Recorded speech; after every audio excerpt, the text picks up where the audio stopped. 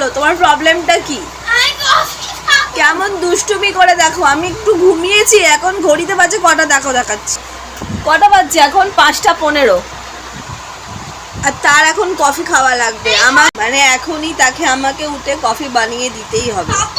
মানে আমার পাপাকে বলেছি, পাপা বলছে না আমি বানাতে পারবো না, কফি খেতেই হবে।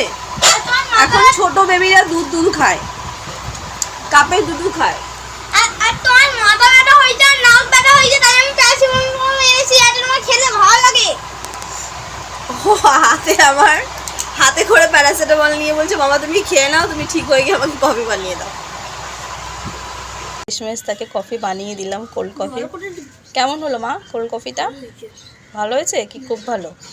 এবার হ্যাপি? উফ বাবা, আম্মা কফি বানিয়ে দাও, কফি বানিয়ে দাও। কফি খেতে কি ভালোবাসে।